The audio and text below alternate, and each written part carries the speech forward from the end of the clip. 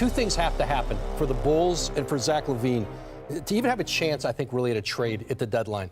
He's got to show teams that he is healthy, and he has to show them that he can impact winning. What if the Brooklyn Nets traded for Zach LaVine from the Chicago Bulls? Throughout the season, the Chicago Bulls attempted to trade their all-star guard, Zach LaVine, but did not succeed. However, things took a turn when he got sidelined for the rest of the season due to a foot injury just before the trade deadline. Now everyone is waiting to see what the Bulls front office will do next with the former slam dunk champion. So here's the deal: the Nets might get LaVine, and the Bulls might get Simmons, along with some draft picks. It's cool because not too long ago, both LaVine and Simmons were really popular players. But now, they're being traded for each other, which shows how things can change in sports. And the best part? This trade might actually happen. This trade idea seems fair for both teams because they have good reasons to want it. The Nets have a bunch of good defenders and backup scorers, but they need someone who can consistently score a lot of points and lead the team. Getting Zach LaVine in this trade helps with that problem, even though he's not at his best right now because of an injury. The Nets think they'll get better and have a great season, and they believe in what he can do. Even though Zach LaVine has had some injuries in the last 3 years, when he plays, he's really good at passing the ball at a top level. This helps the Bulls a lot because they have a lot of players who focus on scoring but don't have someone who's great at setting up plays for them. Adding a first-round pick with Ben Simmons makes the deal even better for Chicago. In general, this trade idea seems good for both teams. Now, let's talk about the next trade idea with the Lakers and the Hawks. So there is a possible trade between the LA Lakers and the Atlanta Hawks. In this trade, the Lakers might get Trae Young, while the Hawks could get Austin Reeves, Rui Hachimura, Gabe Vincent, Jalen Horde, and 3 first-round picks. People have been wondering if Trae Young will stay with the Hawks, and it's starting to seem like he might leave soon. Lately, the Atlanta Hawks haven't been doing so well. They've been in play-in tournaments for 3 years in a row now. Their main group of players hasn't been getting much better, and they're stuck in a tough spot. Trae Young, who's really good at playing basketball, probably wants to be on a team that's doing better. People are talking about him maybe teaming up with LeBron James or joining other teams because of this. Meanwhile, the Lakers are in 9th place in the Western Conference. They're really fighting to even make it to the playoffs this year. If they don't make it, big changes will probably happen, especially since LeBron James will probably stick around to keep playing for the Lakers a little while longer. The trade for Rudy Gobert a few years ago kind of changed how people see the value of trading superstars. But this new trade idea looks good when you think about it.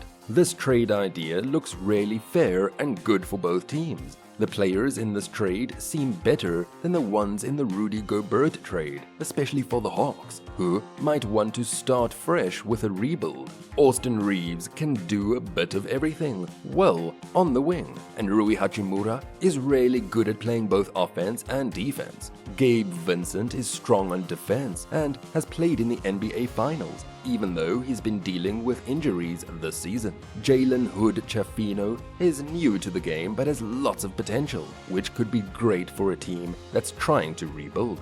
Also, offering 3 first-round picks makes the deal even better.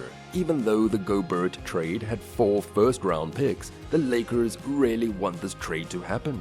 Here's the thing: LeBron James is 39 years old and still does a lot of the main playmaking for the Lakers. If they get Trae Young, it would help lessen LeBron's workload and bring some new energy to the team. Getting Trae Young would make things a lot easier for both him and Anthony Davis, and it could help the Lakers stay in the running for a championship for a few more years. But the Hawks might worry about giving up so many draft picks, considering what happened with the Rudy Gobert trade. Still, this plan gives a good place to start talking about the trade between the two teams.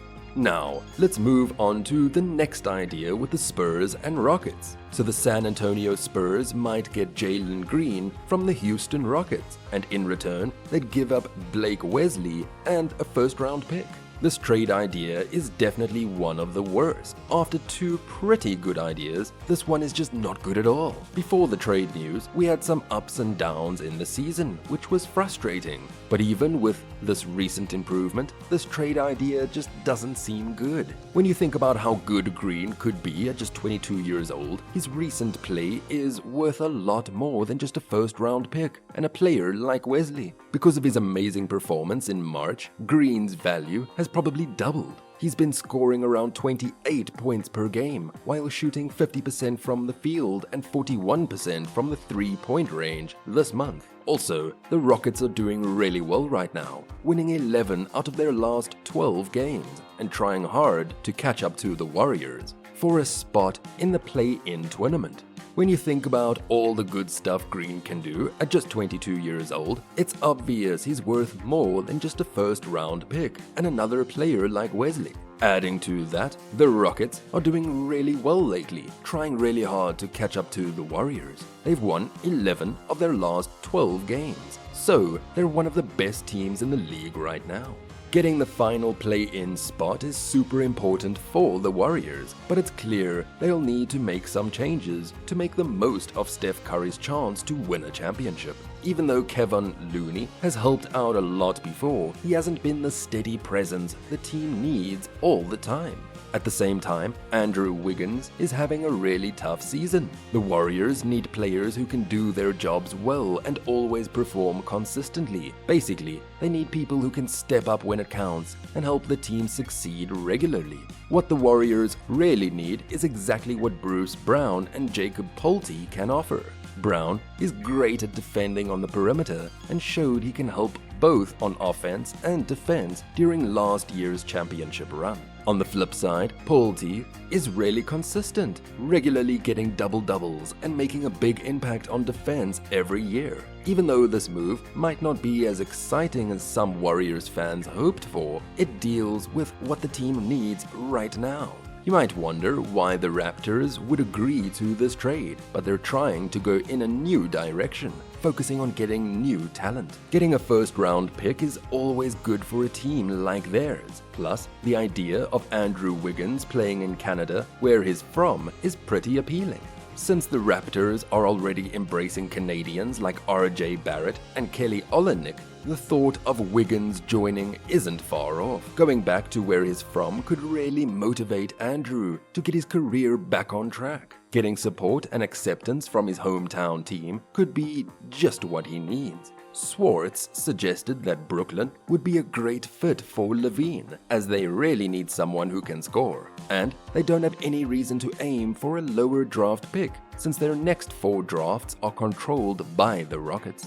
If LaVine fully recovers from foot surgery and gets back to being an all-star player, he could be the main scorer and playmaker for the Nets. They already have a lot of good defenders, so having LaVine would balance things out. If there are worries about his defense, having Michael Bridges and Nick Claxton in the starting lineup would help with that. Swartz pointed out that Simmons will have a $40.3 million contract expiring next year, while LaVine will still have a $138.9 million contract left over the next 3 seasons.